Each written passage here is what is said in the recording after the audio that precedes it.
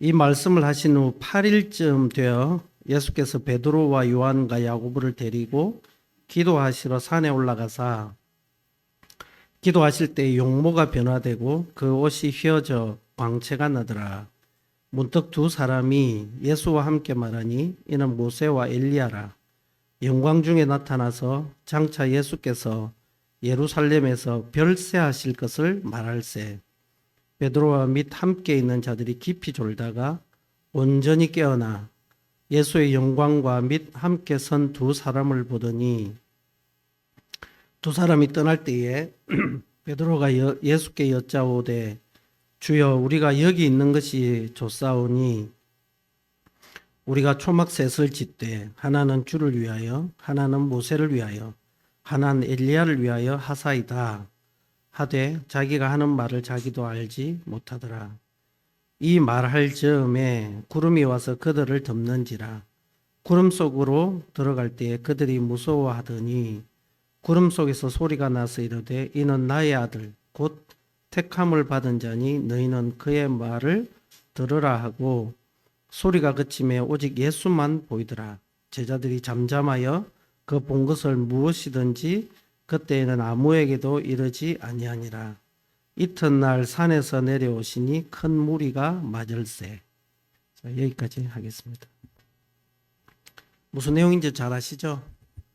네, 잘 아시는 분도 있고 또 잘 모르시는 분도 계시겠죠. 변화산 사건이라고 일반적으로 얘기하고요.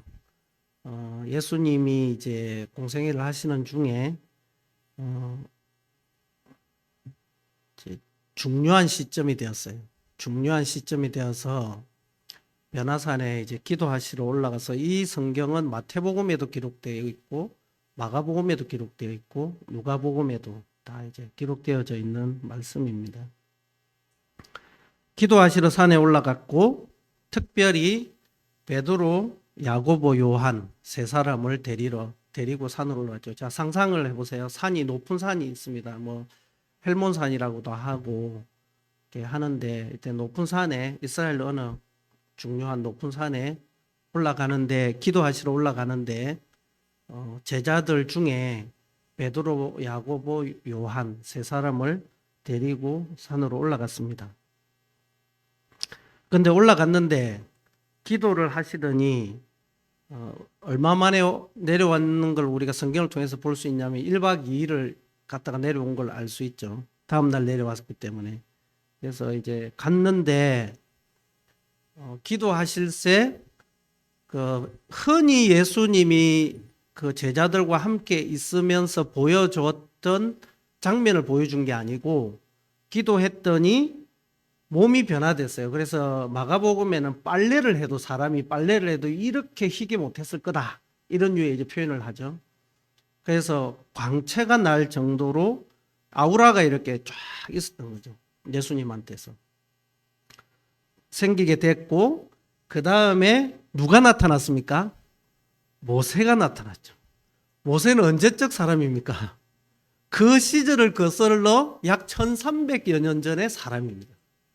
모압에서 죽은 그 모세가 나타났죠. 그 다음에 또 누가 나타났습니까? 엘리야가 거기 나타났죠. 엘리야는 그 시절을 거슬러서 약 900년, 약 900년 정도 앞선 사람이죠. 그분은 죽었나요? 성천했나요? 성천했죠. 그래서 그분은 시신을 묻지 않았어요. 근데 되게 믿을 수 없는 광경이잖아요. 지금을 사는 30대 예수 그리스도가 산에 올라갔는데 거기에 약 1300여 년 전에 모세라는 사람과 약 900여 년 전에 엘리야라는 사람과 얘기를 나누고 있는데 전율이 오지 않나요? 전율이 오잖아요. 그때의 사람과 대화를 나누는데 어떤 것에 대한 대화냐? 예루살렘에서 별세하실 것. 야, 저는 이 한글 성경에서 이 별세라는 단어가 있다는 것이 알았었지만 볼 때마다 참 희한한 게 이런 표현을 썼다는 거예요. 그래서 성경을 이제 영어나 이렇게 보면 예루살렘에서 자기의 죽음을 마무리하는, 그러니까 단순히 우리가 성경 한글적, 그러니까 한자적 단어로 우리가 별세라는 걸 얘기하면 약간 윗분이 돌아가시는 걸 우리는 그냥 일반 별세라고 표현하잖아요. 그런데 성경이 말하는 별세는 뭐냐면 책임을 완수하고 죽는 거, 그 부활하는 것까지 이 성경은 얘기하는 것입니다. 그래서 예루살렘에서 예수 그리스도가 해야 될 일에 대해서 모세와 엘리야가 예수님과 더불어서 그 일을 논하고 있는 것이에요. 대단하죠? 네, 엄청난 장면입니다. 사람으로서 가히 볼 수 없는 그 장면을 지금 우리가 볼 수 있습니다. 근데 우리는 이 성경을 대할 때 좀 기본적으로 가지고 있는 생각이 있죠. 이 성경에서 우리가 항상 그 포인트로 짚었던 게 뭐냐, 여기가 좋사오니, 요걸로 우리가 요것만 어쩌면 기억해요. 그래서 역시 베드로는 뭐 성급해 막 이런 류의 이야기를 하잖아요. 오늘은 그런 이야기를 하려고 하는 게 아니에요. 일단 그 기본적인 생각을 좀 내려놓고 다른 각도에서 보자는 것입니다. 이곳에 누가 와 있어요? 이 영광스럽고 엄청난 곳에 누가 와 있냐면은 베드로와 야고보와 요한. 제자가 몇 명이었습니까? 12명이었죠. 근데 3사람만 불렀습니다. 저는 이 말씀을 갑자기 생각이 났어요. 그래서 제가 말씀을 준비하면서 생각이 났기 때문에 참 여러 각도에서 나름 생각해 보려고 애를 많이 썼었는데, 그 중에 하나가 뭐냐면 이 장면이요, 나중에 우리가 볼 장면이에요. 나중에 천국에서 우리가 모세와 엘리야와 어쩌면 다윗과 그 완전 다른 시대를 살았던 모든 그리스도 안에서 하나님께서 인정해줬던, 우리도 인정해줬죠? 인정해줬던 주님 안에서의 완전 다른 시대의 사람들이 하나님이 원하시는 방식으로 그곳에서 함께 대화를 나누고 이야기를 할 그 공간을 누구에게 미리 보여줬냐면은 베드로에게 보여준 것입니다. 저는 이게 참 하나님께서 베드로와 야고보와 요한에게 정말 큰 기대와 그들의 그 중심이, 베드로가 뭐 우리가 알다시피 여러 가지 성급하고 좀 우여곡절이 있는 사람이긴 하지만 이분들의 심지가 하나님께서 정말 원하시는 그런 류의 사람이었다는 것을 조금 거슬러 생각해 보게 됐어요. 이걸 조금 다르게 생각해 보면 어떤 사람이 내가 이제 거사를 치룰 거예요. 내가 거사를 치룰 건데 내가 정말 내 뜻을 잘 이해하고 내 없는 다음 세대를 잘 이어갈 사람, 그 사람을, 이 큰 꿈을 가진 사람은 찾지 않을까요? 그래서 자기의 어떤 모습들을 보여주고 내 뜻을 정말 잘 이해해서 너희가 내 뒤를 이어가 주기를 원한다. 하나님의 입장에서 우리가 서보자는 거죠. 주님의 입장에 섰을 때 주님께서 베드로와 야고보 요한에게 부활할 때까지 입을 다물으라고 얘기하거든요. 그러니까 영원히 입을 다물으라가 아니고 죽고 승천할 때까지 입을 다물어 달라고 말한단 말이에요. 그 장면, 그 귀한 장면에 베드로와 야고보 요한에게 하나님께서 그들을 있게 해준 거예요.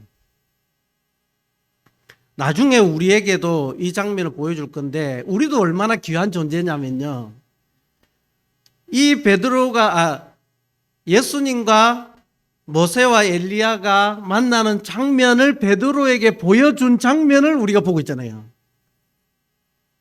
그러니까 우리도 대단한 사람들인 거죠. 이걸 우리가 영적인 눈으로 이 장면을 볼 수 있다는 것. 아, 이게 나중에 거슬러 훗날 이들을 우리가 같이 이분들과 빛이 나는 모습으로 이분들과 같이 할 수 있겠구나 라는 것을 우리에게 신앙의 눈으로 바라볼 수 있는, 우리에게 눈을 준 것에 대해서 우리도 복받은 사람인 거죠. 그런데 이 베드로하고 야고보와 요한이 첫 번째가 아니에요. 이렇게 세 사람만 따로 모아둔 게, 다른 성경에도 나오지만 마가복음의 5장에 보면은 그 해당장 야이로, 맞죠? 야이로가 딸이 죽게 되잖아요.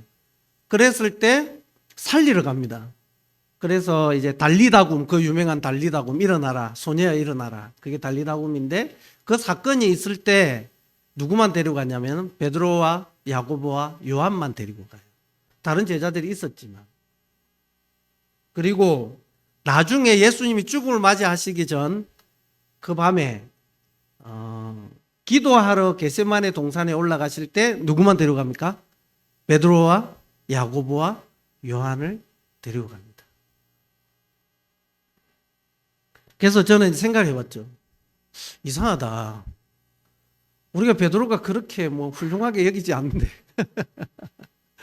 왜 이들에게 이런 큰 은혜를 베풀었을까? 베드로는 어떤 사람이었길래 예수님과 베드로가 이렇게 직통할 수 있었을까?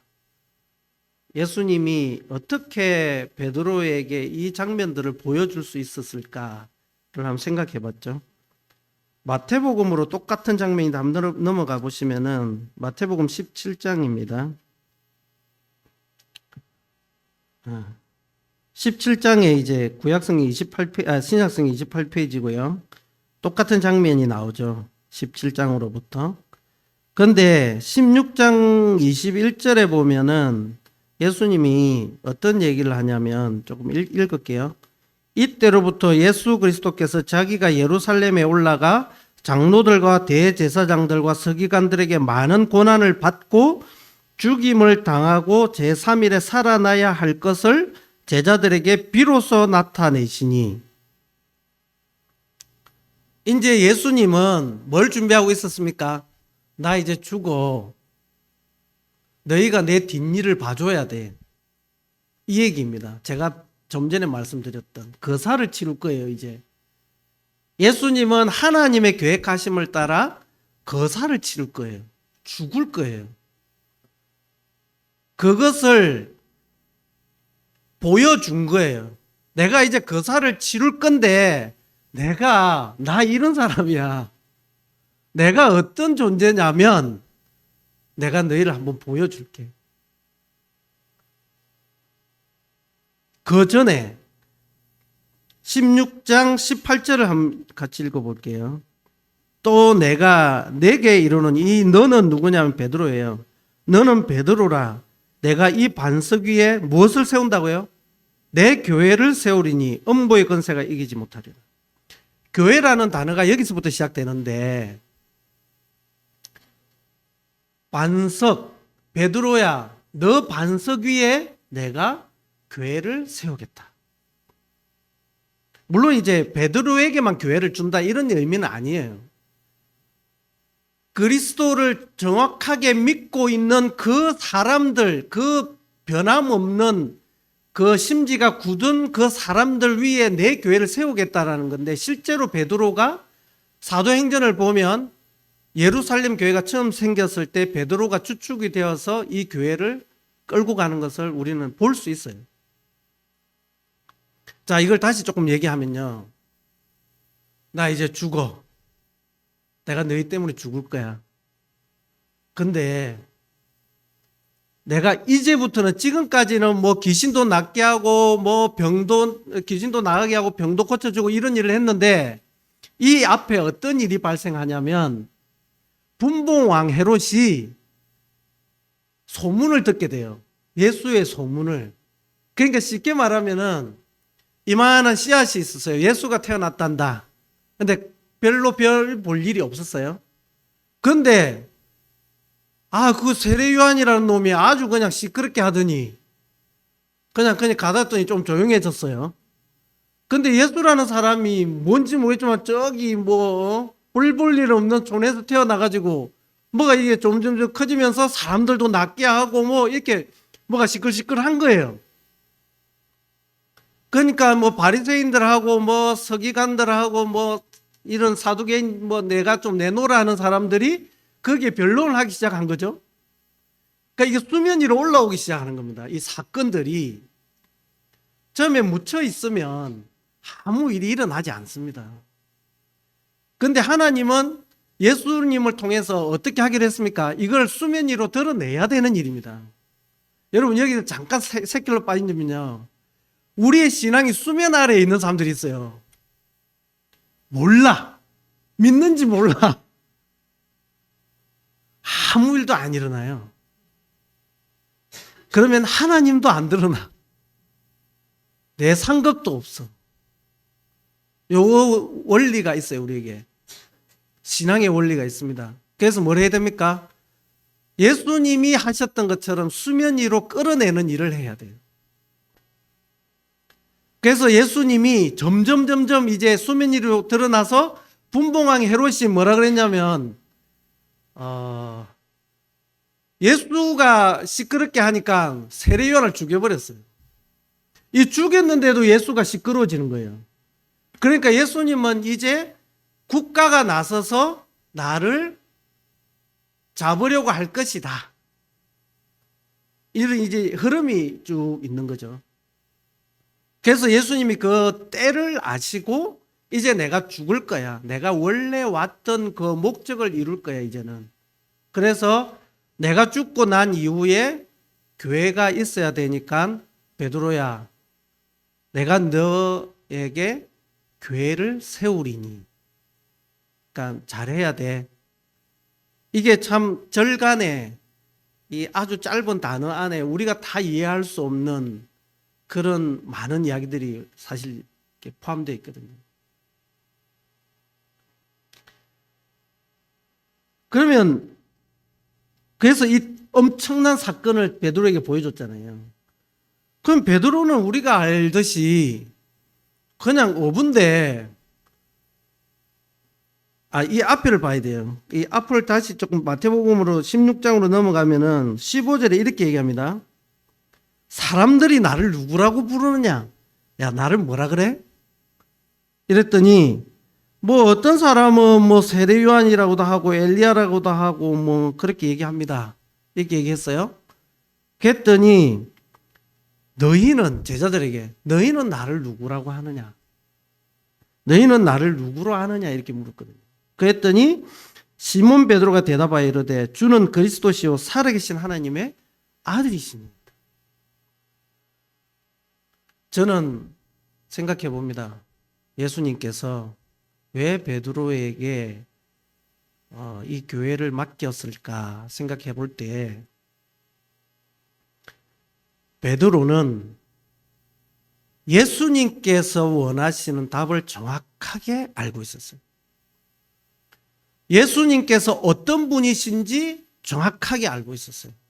사람들은 복음서를 통해서 보면 사람들은 내 배구름을 달래줄 사람, 경제적으로 좀 좋아지게 할 사람, 우리가 속국이니까 뭔가 우리를 좀 벗어나게 해서 잘 살게 해줄 사람, 단순히 이런 정도로 예수를 알고 있었다면 베드로는 정확하게 알고 있었어요.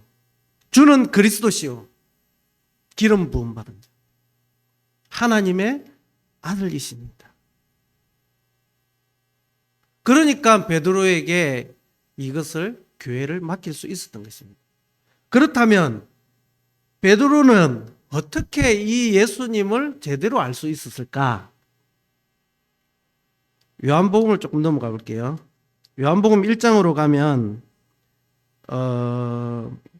이제 세례 요한이 예수님이 이제 시작하기 전 세례를 받으실 그때에 보라 세상 죄를 지고 가는 하나님의 어린 양이로다 하고 예수님이 자기에게 나오시는 것을 보고 저분은 보라 세상 죄를 지고 가는 하나님의 어린 양이다. 저분이 이제 오십니다. 이렇게 얘기를 했잖아요. 그때 옆에 누가 있었냐면은 베드로가 있었습니다. 원래 세례 요한의 제자였잖아요. 안드레가, 베드로 형제 안드레가 우리가 메시아를 만났다 이렇게 얘기를 했죠. 그래서 이제 메시아인 것을 알았습니다. 누굴 통해서? 세례 요한이 귀가 닳도록 입이 아프도록 나는 아무것도 아니야. 나 그분의 신발 끈을 하나 매는 것조차도 버거운 분이야. 나는 메시아가 아니야. 그분이 오실 거야. 그분이 오시면 세상을 바꿀 거예요. 그 가르침을 누가 계속 옆에서 듣고 있었냐면 베드로가 듣고 있었습니다. 올바른 가르침을. 그래서 6장 9절에는 시몬 베드로가 대답하되 주여 영생의 말씀이 주께 있으니 우리가 누구에게로 가오리까? 우리가 주는 하나님의 거룩하신 자이신 줄을 믿고 알았습니다. 베드로는 그리스도에 대한 정체성을 정확하게 알고 있었어요. 여러분, 우리는 그리스도의 정체성을 정확하게 알고 있어야 됩니다. 그래야 하나님 우리한테 뭔가 일을 시킬 거 아니에요. 직장 다니시잖아요. 사장님이 아니면 나에게 오다 주는 사람이 어떤 것을 정확하게 요구하는지를 모르고 있는데 어떻게 그 사람에게 일을 믿고 맡기냐고요. 안 그래요? 똑같잖아요, 논리가. 많은 직원들 중에 대표의 아니면 오다를 주는 사람의 의도를 정확하게 믿고 그 다음에 그것을 잘 실천할 수 있는 신실한 사람에게 오다를 내리는 것입니다. 베드로가 성급함이 있었고 실수가 있다는 것을 성경이 말해줬잖아요. 그거랑 똑바로 알고 있는 거랑은 다른 이야기입니다. 똑바로 알고 있으면서 많은 실수는 뭐냐면 그 사람의 이력이 되는 것이에요. 그래서 문제가 되지 않아요.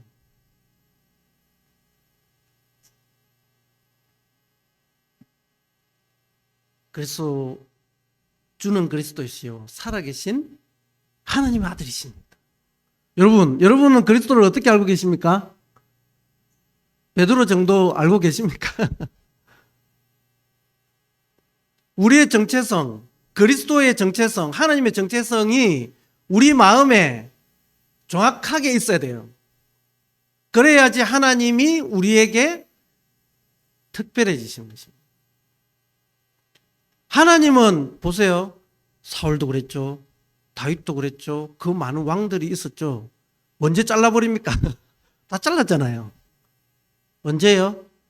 그 그리스도 하나님의 의도를 정확하게 파악하지 못하고 자기가 교만해질 때 하나님은 그 위를 잘라버리는 거죠. 당연한 거죠. 베드로는 하나님께서 그리스도께서 교회를 세우기에 합당한 자로 여기고 있었어요. 왜? 그 그리스도를 정확하게 알고 이해하고 있었거든요. 머리로 이해된 것이 아니라 마음으로 신앙이 되어 있었단 말입니다. 그래서 우리는 우리 자녀들에게 이것을 분명하고 정확하게 가르쳐야 되는 것이죠. 세례 요한처럼. 믿어도 되고 안 믿어도 되고 그런 부류가 아닙니다. 이건.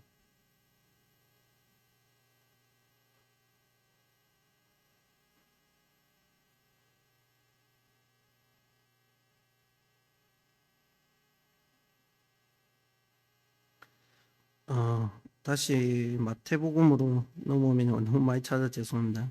마태복음 17장 5절에 보면 말할 때 호련히 빛난 구름이 그들을 덮으며 구름 속에서 소리가 나서 이르시되 이는 내 사랑하는 아들이요 내 기뻐하는 자니 너희는 그의 말을 들으라 하시는지라. 이분은 하나님의 아들입니다. 아까도 잠깐 말씀드렸지만 우리가 천국에서 목도하게 될 그분이에요. 제가 예배 때도 잠시 말씀드렸지만 우리의 노선을 분명하게 하는 연습을 해야 돼요. 노선을 잘 선택해야 돼요. 안 그러면 그 올라가다가요 경부고속도로 타다 보면 중부고속도로와 경부고속도로가 나뉘잖아요. 안 가보셔서 몰라요? 그럼 이 예를 들 필요가 없는데 가다 보면요 길이 나뉘어요. 뭐 저 얘기를 잠깐 하자면 저는 운전을 하다가 멍을 잘 때리거든요. 그래서 옛날에 어떤 분하고 조수석에 태우고 가고 있다가 제가 빠져야 되는데 그냥 지나쳤어요. 그랬더니 이렇게 얘기하더라고요. 서울 가려고? 이렇게 얘기하더라고요. 구미에서 내려야 되는데 저는 계속 운전만 하고 있었던 거죠. 그럼 어디로 가요? 그냥 계속 갔으면 저는 사실 뭐 그런 얘기 하려면 할 얘기는 많죠. 자랑은 아니지만 노선을 분명하게 하지 않으면 불필요한 어려움을 겪습니다. 하나님께서 주신 어려움이라고 착각하지만 자기가 저지른 어려움이에요. 그걸 하나님 앞에 괜히 탓하지 말아야 되죠.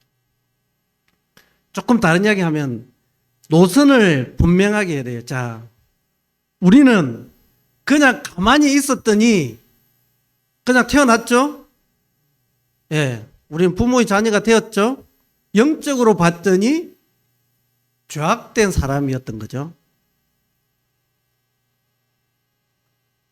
그냥 이거는 거부할 수가 없어요. 내가 아니라고 말한다고 아닌 게 아니죠.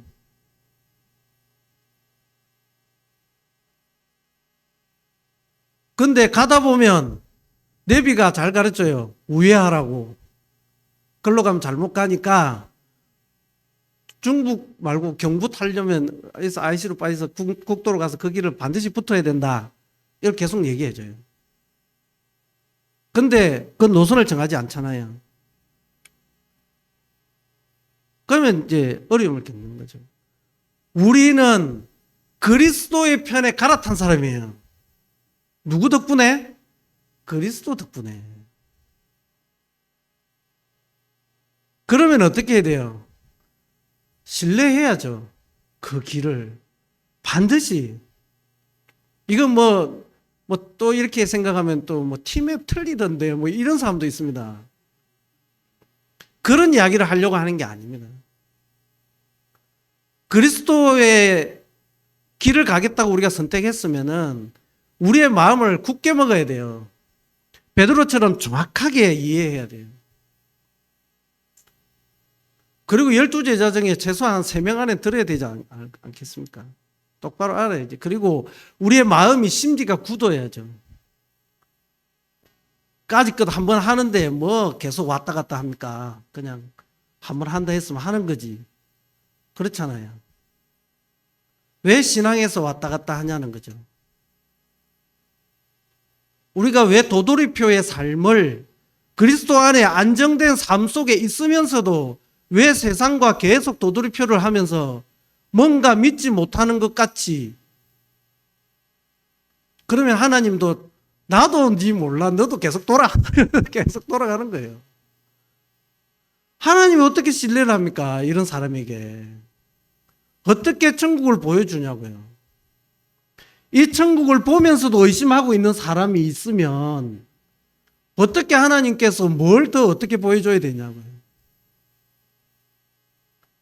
변화산에서 베드로가 그것을 보았는데 얼마나 좋았으면 주여 여짜오되 괜찮으시면 여기 집을 지을까요?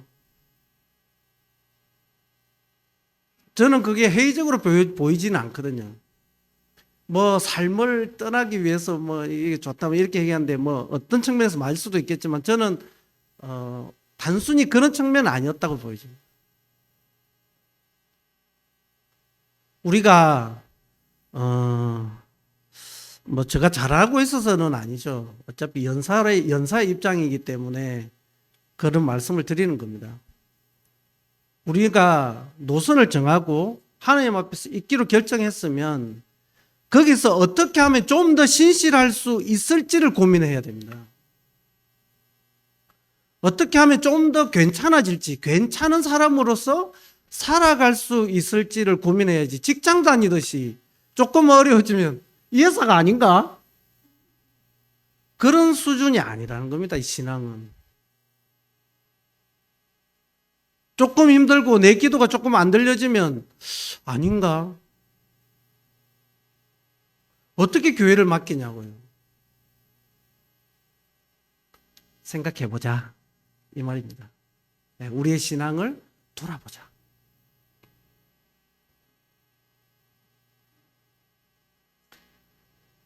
또 찾아야 됩니다. 베드로후서 1장 16절 중요한 말씀이 있습니다. 베드로후서 신약성경 387페이지 1장입니다. 1장 385페이지 4페이지 정도 되겠네요. 찾으셨나요? 같이 한번 읽어볼까요? 베드로후서 1장 16절 18절까지 시작. 우리 주 예수 그리스도의 능력과 강림하심을 너희에게 알게 한 것이 교모히 만든 이야기를 따른 것이 아니요 우리는 그의 크신 위엄을 친히 본 자라. 지극히 큰 영광 중에서 이러한 소리가 그에게 나기를 이는 내 사랑하는 아들이요 내 기뻐하는 자라 하실 때에 그가 하나님 아버지께 존귀와 영광을 받으셨느니라. 이 소리는 우리가 그와 함께 거룩한 산에 있을 때에 하늘로부터 난 것을 들은 것이라. 베드로가 교회를 세우고 성도를 이끌고 예수님이 승천하시고 난 이후 계속 신약 시대가 이어져 가는 중에 베드로가 고백한 내용입니다, 이게. 베드로는 그 본 것을 가지고 확신을 가지고 교회를 섬긴 것이에요. 교묘히 만든 이야기가 결코 아니라는 것입니다. 나는 너에게 거짓말을 하는 것이 아니다, 지금 베드로가. 나는 내가 친히 본 것을 너에게 말하는 것이다. 우리는 뭘로 사람들에게 이 복음을 전달할 겁니까? 뭐 복음 전한다고 뭐 돈이 나오는 것도 아닌데 다 돈 들여서 다니고 있잖아요, 여기. 자기 돈 들여가지고 뭐 하는 짓이야 이게. 그렇잖아요. 근데 이걸 왜 하냐 이거죠. 우리의 확신한 신앙이 이것을 하게 하는 것입니다. 우리의 예배가 내가 드린 예배의 단어를 한번 잘 생각해 보세요. 그 속에 나의 생각이 들어가 있고 내 삶의 일주일의 삶이 그걸 돌아보면 내가 하나님께 대한 신앙이 들어져 있고 내 일주일 삶 속에 내뱉었던 단어들이 나의 현주소를 얘기하는 것입니다. 그리고 일주일 동안 내가 신뢰했던 그 부분이 내가 하나님을 얼마만큼 신뢰하고 있는지 척도가 되는 것이에요.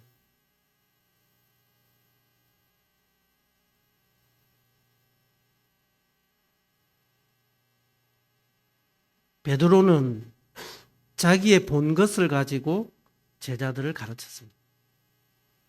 우리도 우리의 복음을 전한다는 것은 우리가 교회 생활을 한다는 것은 천국을 가기 위한 그냥 잠시 머무르는 곳이 아닙니다.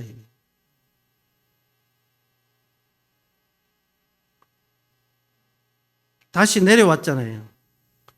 누가복음에도 있고 그 보았던 마태복음에도 있고 누가복음의 37절에 보면 9장 30절에 이튿날 산에서 내려오시니 큰 무리가 맞았어요.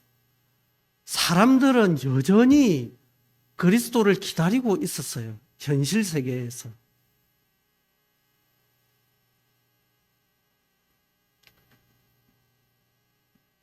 베드로 이야기를 많이 했지만 그것을 이야기한 것은 그건 겁니다. 예수님께서 이 큰 일을 치르기를 준비하시면서 교회를 준비해야 되는데 확실하고 신앙의 기반되어 있는 사람이 누굴까? 주님께서 이 세인동 교회를 우리에게 맡기실 때 확실한 신앙 가운데 있는 사람은 누굴까? 조금 바람 보면 흔들리면 이 교회가 흔들리는데 그 신앙 안에 그 기반에 뿌리가 든든히 내려져 있는 사람이 과연 몇 명이나 있을까? 주님은 누구에게 그 일을 맡기려고 할까요?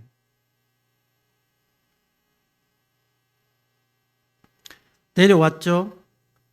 내려왔더니 어떤 일이 발생하고 있냐면 다시 내려왔더니 사람들이 병을 낫게 해달래요.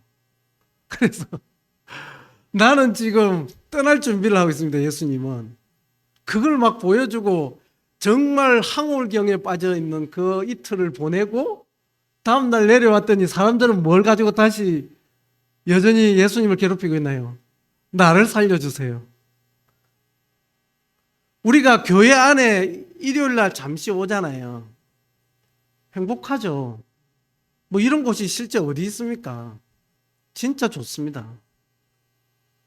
좋은 언어, 좋은 대화, 희망적이고 주님을 바라볼 수 있는 이야기들. 근데 내일이 되면 당장 어떻게 돼요? 난리도 아니잖아요. 똑같은 거예요. 그래서 마태복음에는 이렇게 부르고 나오거든요. 왜 낫게 해달랬는데 너희 제자는 왜 나를 못 낫게 하는 거야? 제자에게 이제 막 급하니까 제자에게 이제 하나님하고 예수님하고 갔다 왔으니까 이제 나를 좀 낫게 해봐 이렇게 했겠죠. 근데 예수님이 아니고 이제 제자가 그걸 낫게 해도 지금 병이 안 낫는 거예요. 그랬더니 그 사람들이 예수님께 이렇게 얘기해요. 아니 왜 제자들은 우리를 못 낫게 합니까? 이렇게 물어보거든요. 그래서 예수님이 뭐라고 했냐면 믿음이 없는 패역한 세대예요. 이렇게 얘기합니다. 그 사람들이 야 네가 되겠어? 이런 마음으로 보고 있었던 거죠. 그런데 제자들이 물어봐요. 예수님 우리는 왜 이 사람들을 못 낫게 합니까? 그랬더니 뭐라 했잖아요. 아이고 너희 믿음이 연약한 까닭이라. 그러면서 하는 말이 너희 믿음이 겨자씨만큼만 있어도 산을 들어서 옮길 수 있다. 여전히 어떻다는 거예요.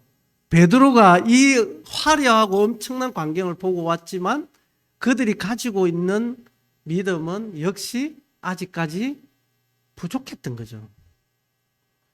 제가 여기서 말씀드린 것이 우리가 완벽해야 된다는 것을 이야기하는 것이 아닙니다. 우리는 여전히 연약한 모습을 가지고 있잖아요. 그렇지만 그 마음속 깊이 저변에 깔려 있는 우리의 이 심중에 있는 신앙은 단단해야 될 거예요.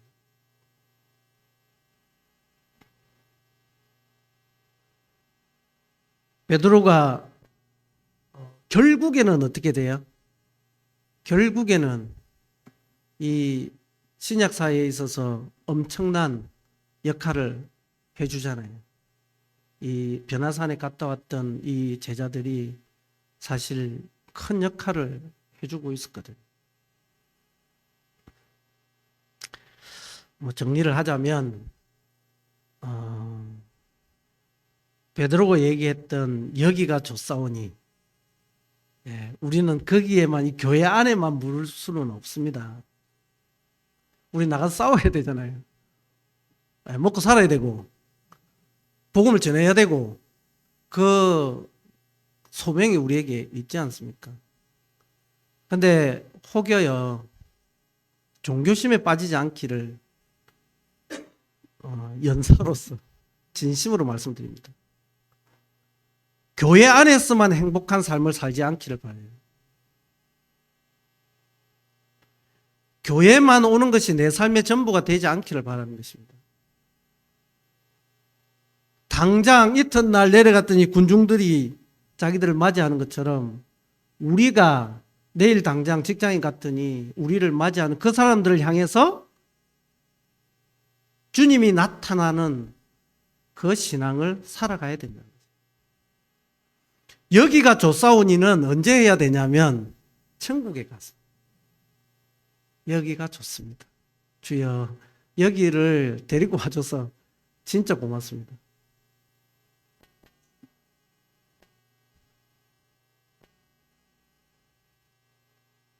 그래서 더불어서 여러 가지 생각해 본 것이 안주하고 있는 건 아닐까? 그냥 저번에 이제 오셔서 형제님이 말씀을 전해 주셨는데 천국 가는 믿음만 가지고 있는 것은 아닐까? 여러분 구원받고 천국만 가는 믿음이 끝인 믿음이면 정말 종교적인 거예요.